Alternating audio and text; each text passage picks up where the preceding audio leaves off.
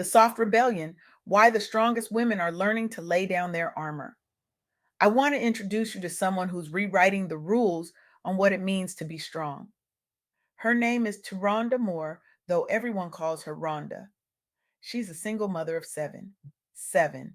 Let that sit for a moment. She grew up in the country, raised in a little church where faith wasn't a Sunday accessory, it was the foundation. Prayer wasn't optional, it was oxygen. And Rhonda has faced the kind of adversities that would flatten most people. Hardships forced at the hands of exes who weaponized her love, family members who should have been her safety net, but instead became sources of deep pain. And through it all, as a Black woman navigating a world that wasn't built for her survival, let alone her success, Rhonda made a choice that changed everything. She decided she would never be a victim. She decided that every blow meant to weaken her would instead become the foundation of unshakable strength. She walks in her own truth now, and her peace, her sanity, they come before everything else. Rhonda is making the world better by showing us that softness isn't surrender. It's the most radical form of self love a woman can claim. And today, we're going to talk about what happens when strength becomes a cage and why the most powerful thing you can do is learn to be soft. Because here's the truth nobody wants to say out loud: we've been sold a story about strength that's actually a trap. We've been taught that being a strong woman means you can carry seven jobs, raise kids alone, smile through betrayal, forgive people who never apologized, and never, ever ask for help. We've been told that our value is measured by how much we can withstand, how much we can give, how long we can go without breaking. And if you're a Black woman, that expectation gets multiplied. You're supposed to be the backbone of your family, your community, your workplace. You're supposed to hold it all together while the world falls apart around you.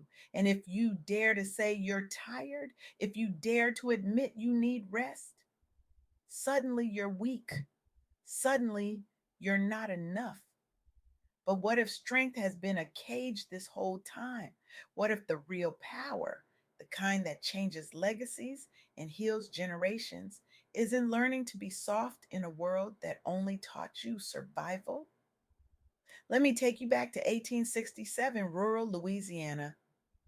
A baby girl is born to formerly enslaved parents.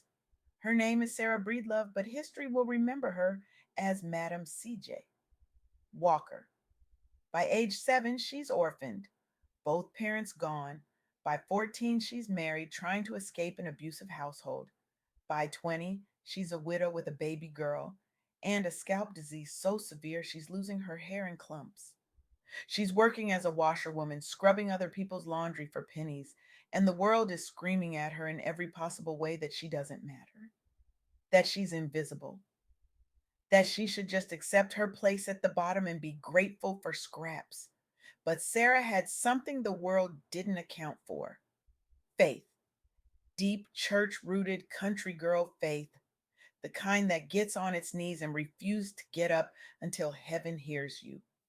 She prayed, she believed, and then she got to work. She started experimenting with homemade remedies for her scalp in her kitchen, mixing ingredients, trial and error, failure after failure after failure. In faith, she created what she called the wonderful hair grower. And she didn't wait for permission to sell it. She didn't wait for a business degree or a loan from a bank that would have laughed her out the door. She went door to door. She trained other Black women to sell it too, building a network of agents who weren't just making money, they were claiming independence. They were rewriting their stories.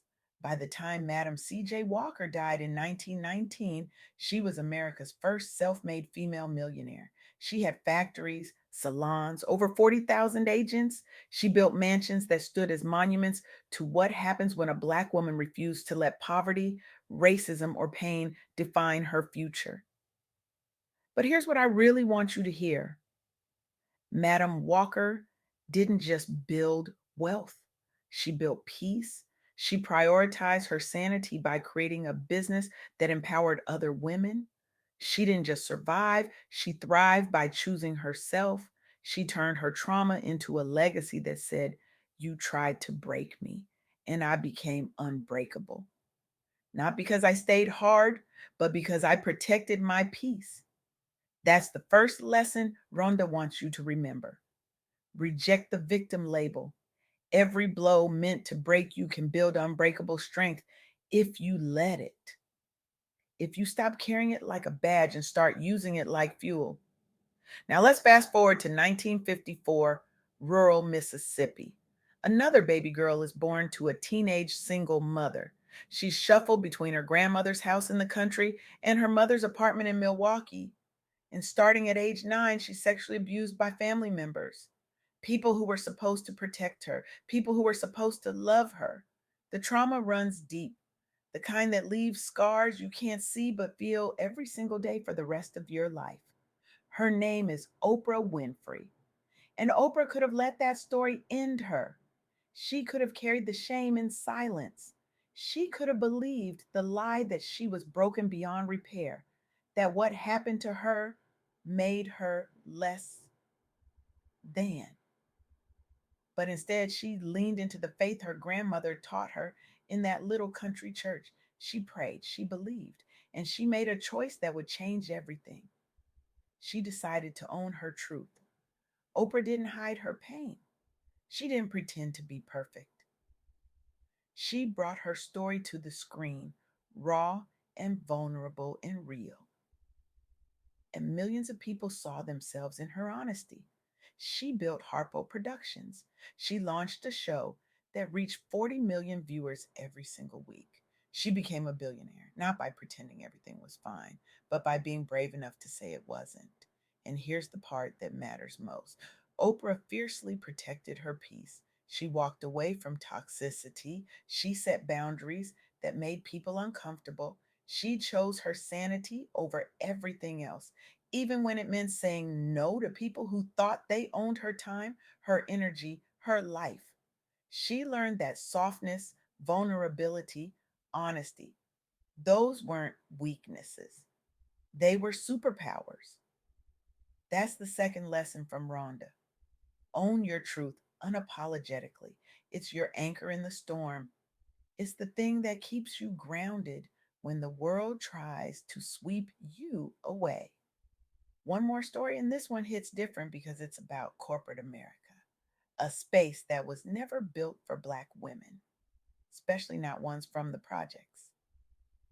Ursula Burns was born in 1958 in the Bronx. Her mother was a single Panamanian immigrant who cleaned houses and ironed shirts to keep food on the table. Ursula was smart, so smart, she got into NYU to study engineering.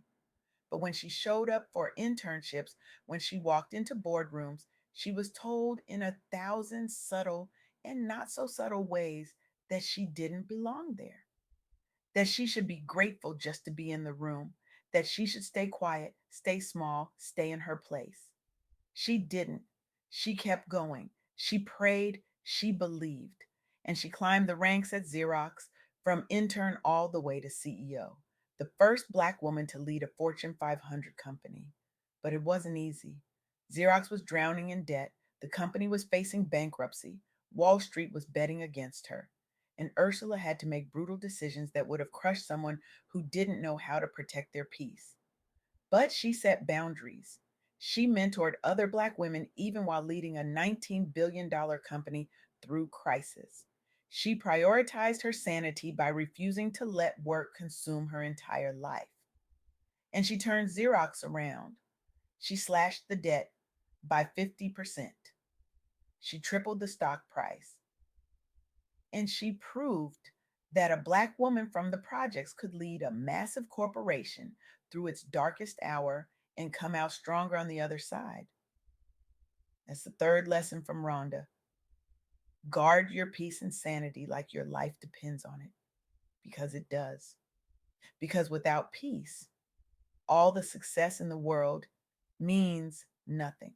Now, here's where it gets personal, and here's where we need to talk about what all of this really means. Rhonda Moore is living these lessons every single day. As a single Black mother of 7, she's faced adversities that would crush most people. Exes who tried to use her love against her, family members who should have been her support system, but instead became sources of pain and betrayal. And through it all, she's held onto her faith, the kind she learned growing up in the country, sitting in church pews, believing that God doesn't waste pain, that every hardship has a purpose if you're willing to see it. Ronda's message is simple but revolutionary. I'm never a victim. Everything I faced was meant to make me weaker or to hurt me personally, but it made me stronger.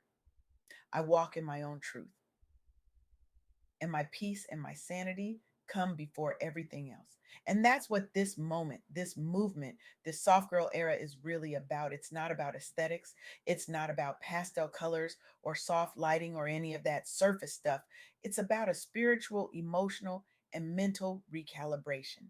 It's about high achieving Black women, especially those of us between 38 and 55 who have spent years, decades in survival mode, leading teams, raising families, holding down households, carrying communities on our backs. Finally, saying, I'm exhausted and I'm ready to shift from constantly grinding to finally grounding in joy, in peace, in softness, and in self prioritization. This is the sacred pause we've been waiting for, a deep exhale from the Superwoman script, a quiet but powerful return to softness, rest, self trust, and radical joy. Because here's the truth that nobody taught us: softness is not weakness, it's a radical act of self love. And learning to say no without guilt, that's not selfish, that's survival. Setting boundaries without apology, that's not mean, that's necessary. Resting without explanation, that's not lazy, that's healing. We've been taught that strength means endurance, that it means pushing through pain, that it means never showing vulnerability. But Madam C.J. Walker, Oprah Winfrey, Ursula Burns, Ronda Moore, they didn't survive by staying hard. They survived by protecting their peace, by owning their truth, by refusing to let the world's definition of strength become their cage. And now it's your turn.